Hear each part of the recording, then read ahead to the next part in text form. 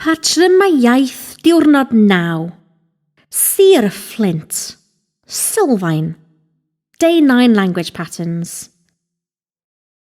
Your day in Sir of Flint uses all of the Sylfaen course. Here's a quick review of the main grammar points and patterns. Rhif 1. Prif Patrymau. Main patterns. Remember the main verbs that you were introduced to at the start of learning Welsh?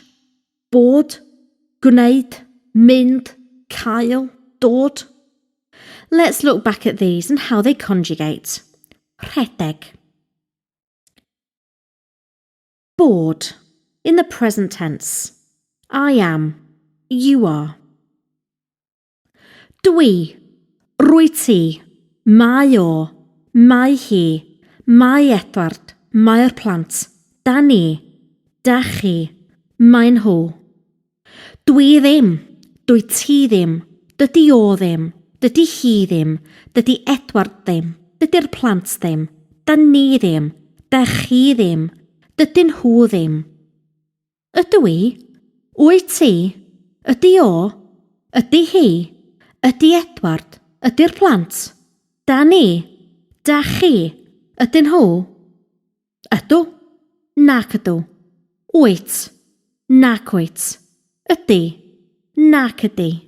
Ydy, nac ydy. Ydyn, nac ydyn. Ydan, nac ydan. Ydych, nac ydych. Ydyn, nac ydyn. The imperfect tense. I was, you were. Roeddwn ni, rô ni. Roedd y ti, roedd o, roedd hi, roedd Edward, roedd y plant, roedd ni, roedd chi, roedd nhw. Doeddwn ni ddim, do ni ddim, doedd y ti ddim, doedd o ddim, doedd hi ddim, doedd Edward ddim, doedd y plant ddim, doedd ni ddim, doedd chi ddim, doedd nhw ddim.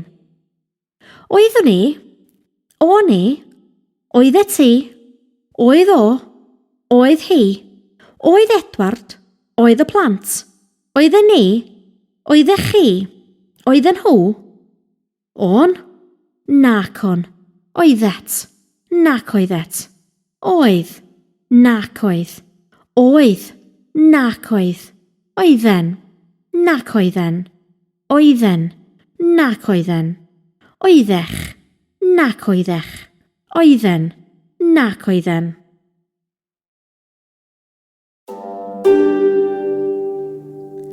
Bod, future tense. I will be, you will be.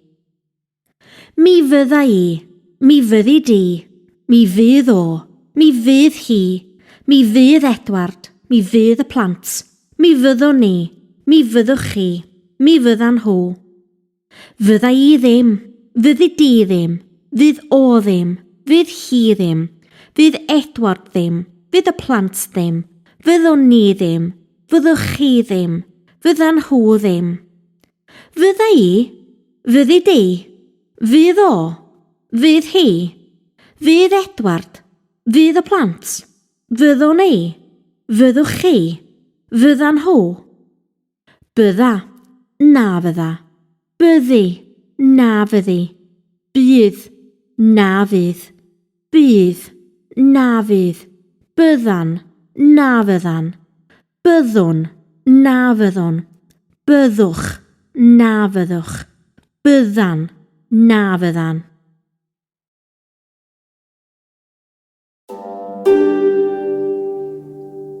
Rhaid, I must, you must. Rhaid I mi goginio, rhaid I ti, rhaid iddo fo, rhaid iddi hi, Rhaid i Edward, rhaid i'r plant, rhaid i ni, rhaid i chi, rhaid iddyn nhw. Does dim rhaid i mi goginio, does dim rhaid i ti, does dim rhaid iddo fo, does dim rhaid iddi hi, does dim rhaid i Edward, does dim rhaid i'r plant, does dim rhaid i ni, does dim rhaid i chi, does dim rhaid iddyn nhw. Oes rhaid i mi goginio? Oes rhaid i ti? Oes rhaid iddo fo? Oes rhaid iddi hi? Oes rhaid i Edward? Oes rhaid i'r plant? Oes rhaid i ni? Oes rhaid i chi? Oes rhaid iddyn nhw? Oes, nac oes.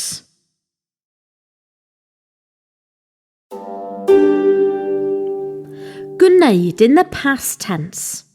I did. You did. Mi wnes i ddawnsio. Mi wnes ti. Mi wnaeth o. Mi wnaeth hi. Mi wnaeth Edward. Mi wnaeth y plant. Mi wnaetho ni. Mi wnaetho chi. Mi wnaethon nhw. Wnes i ddim dawnsio. Wnes ti ddim.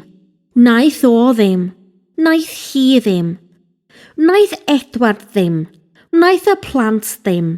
Wnaethon ni ddim. Wnaethoch chi ddim. Wnaethon nhw ddim. Wnes i ddawnsio. Wnes ti. Wnaeth o. Wnaeth Edward. Wnaeth y plant. Wnaethon ni. Wnaethoch chi. Wnaethon nhw. Do. Naddo.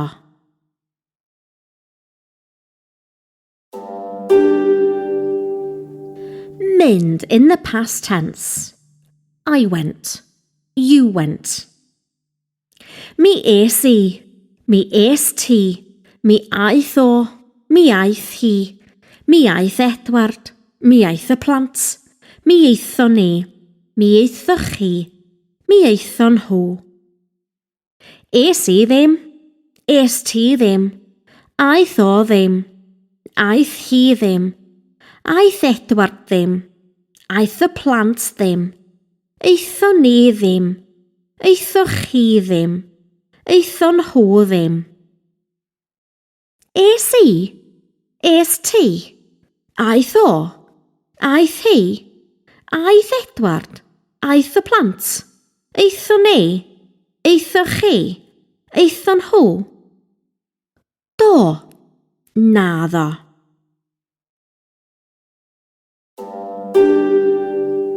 Cael in the past tense. I had. You had. Mi ges I ginio. Mi ges ti. Mi gaeth o. Mi gaeth hi. Mi gaeth Edward. Mi gaeth y plant. Mi geitho ni. Mi geithoch chi.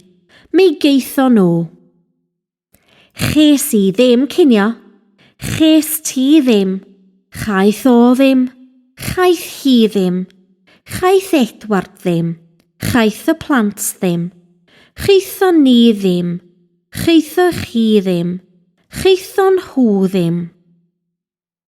Ges I ginio. Ges ti. Gaeth o. Gaeth hi. Gaeth Edward. Gaeth y plant. Geithon ni.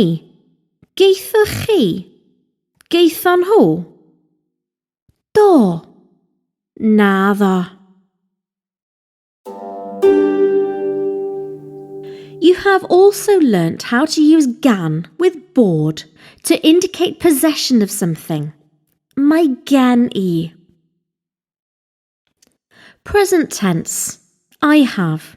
You have. Mae gen I broblem. Mae gen ti. Mae gynno fo. Mae gen I hi. Mae gan Edward. Mae gan y plant. Mae gynno ni. Mae gynno chi. Mae gynnyn nhw. Does gen I ddim problem. Sgen ti ddim. Sgynno fo ddim. Sgynni hi ddim. Sgan Edward ddim. Sgan y plant ddim. Sgynnon ni ddim, sgynnoch chi ddim, sgynnyn nhw ddim. Oes gen i broblem? Sgen ti? Sgynno fo? Sgynni hi? Sgan Edward? Sgan y plant? Sgynno ni? Sgynnoch chi? Sgynnyn nhw? Oes. Nac oes. Gwneud in the future is often used to express an intention or to ask a favour, something that will be done. Neu di agor y ffenest? Will you open the window? Mi wna I lanhau'r gegin. I'll clean the kitchen. Here's the full pattern. Mi wna I, mi wneud I, mi wneith o, mi wneith hi, mi wnawn ni, mi wnewch chi, mi wna'n nhw. Wna I ddim, wneud di ddim, wneith o ddim, wneith hi ddim, wnawn ni ddim, wnewch chi ddim, wna'n nhw ddim. Wna I, wneud di, wneith o, wneith hi, wnawn ni, wnewch chi, wna'n nhw.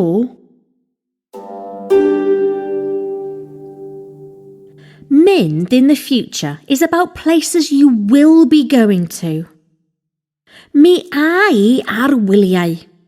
I will go on holiday. Eith o ddim dramor. He won't go abroad. Ei di adre? Will you go home? Here's the full pattern. Mi a I, mi ei di, mi eith o, mi eith hi, mi awn ni, mi ewch chi, mi a'n nhw. A I ddim, ei di ddim, eith o ddim, eith hi ddim, awn ni ddim, ewch chi ddim, a'n nhw ddim. A I, ei di, eith o, awn ni, ewch chi, a'n nhw.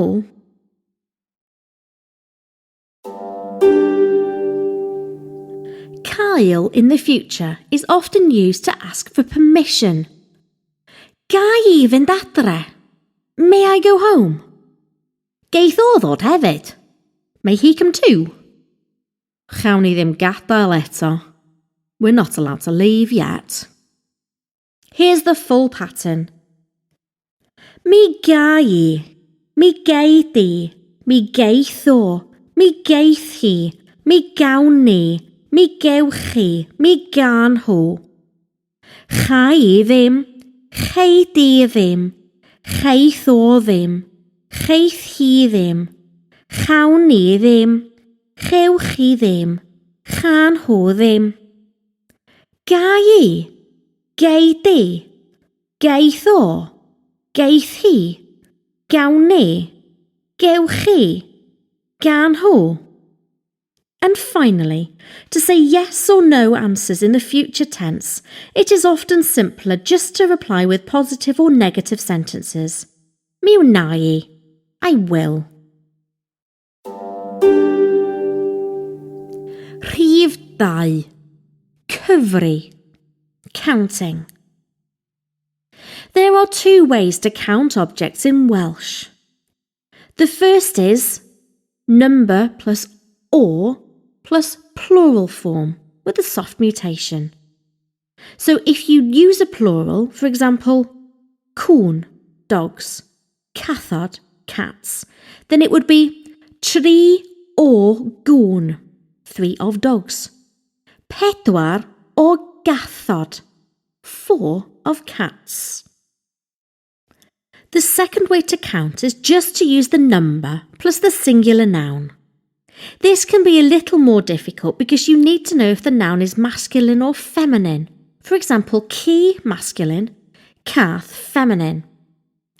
There are a number of rules to know about. Masculine nouns. Un. 2 plus the soft mutation. Tri plus the aspirate mutation. Pedwar. Pimp.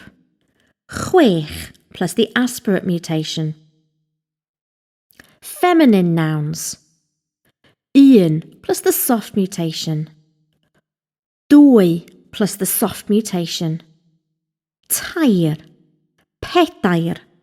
Pimp. Chwech plus the aspirate mutation. Pimp is often pim before nouns. For example, pim pints. Chwech is often chwe before nouns. For example, chwe pherson. Examples of counting in singular nouns. Un ci, dau gi, tri chi, pedwar ci, pum ci, chwe chi. Un gath, dwy gath, tair cath, pedair cath, pum cath, chwe chath.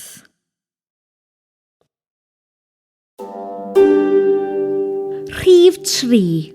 Dyddiadau. Cyntaf, ail, trydydd. Dates.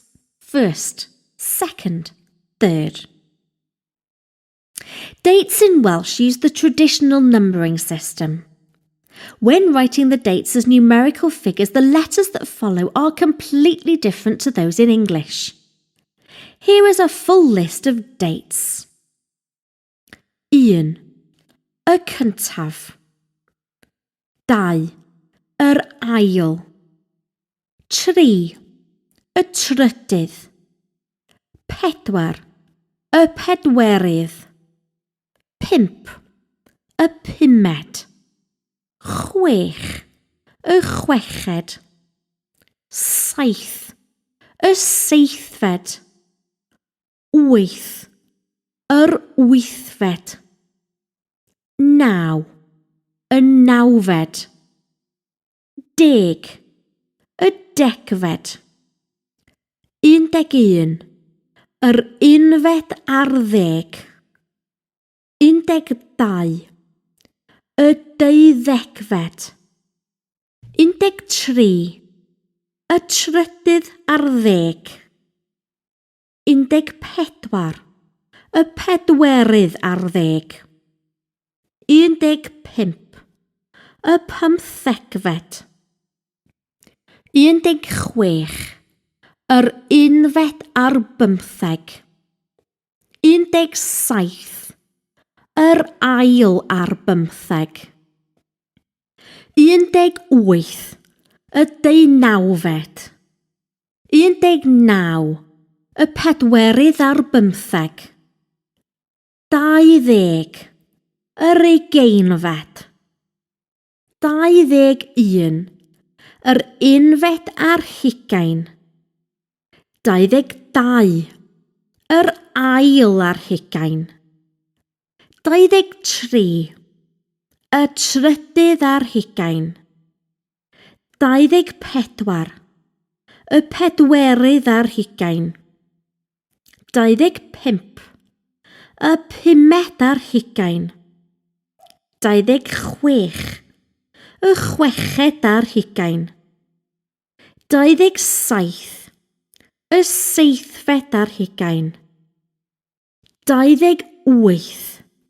Yr wythfed ar hugain. 29. Y nawfed ar hugain. 30. Y degfed ar hugain. 31. Yr unfed ar ddeg ar hugain. When you are counting feminine nouns, there is a soft mutation with the number and the noun that follows. Y drydydd ferch. Y pedwaredd ferch. Y bumed ferch. Y chweched ferch. Y seithfed ferch. Yr wythfed ferch. Y nawfed ferch. Y ddegfed ferch.